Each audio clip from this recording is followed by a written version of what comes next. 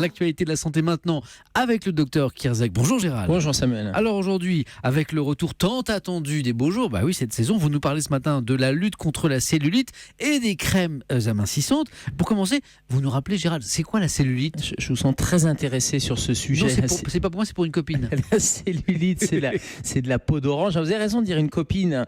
Et juste pour vous donner raison, eh bien, ça touche 9 femmes sur 10, la cellulite, et 1 homme sur 50. C'est une statistique qui est terrible. C'est de la peau d'orange, plutôt localisée au niveau des cuisses et des fesses. Il y a des raisons génétiques qui font que, mesdames, malheureusement, vous êtes plus atteintes que nous.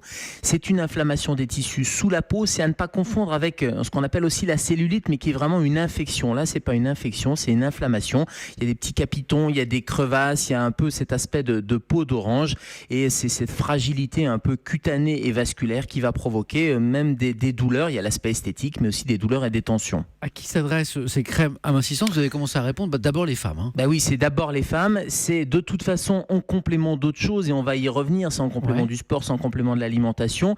Attention, cette cellulite, c'est même indépendant de la graisse. C'est-à-dire, on peut très bien ne pas avoir de surpoids et avoir quand même cet aspect de peau d'orange parce que c'est vraiment très sous-cutané. Et ces crèmes anti-cellulite ou ces crèmes amincissantes ou ces crèmes destructrices de graisse, eh bien, elles sont à base d'extraits végétaux, de caféine qui sont censés aller améliorer cet aspect un peu sous-cutané. Mais encore une fois, c'est pas forcément une grosse couche de graisse, c'est parfois juste sous la peau. Gérald, on nous propose beaucoup de produits aujourd'hui. Est-ce que c'est vraiment efficace? C'est tout le problème parce qu'il n'y a pas de preuve scientifique indiscutable. S'il y a un effet avec ces extraits végétaux, cette caféine, c'est un effet qui est transitoire. Il y a plus un effet mécanique, j'allais dire, parce que quand on va appliquer la crème, ça va masser, ça va un peu drainer. Et de toute façon, une crème toute seule, il n'y a pas de crème miracle. Donc c'est indispensable d'avoir en complément du reste, peut-être une utilisation de crème, et le reste, bien, c'est la mésothérapie. On va aller injecter, c'est les médecins esthétiques qui font ça sous la peau. Il y a le drainage lymphatique, les kinés, puisque c'est une accumulation de liquide lymphatique.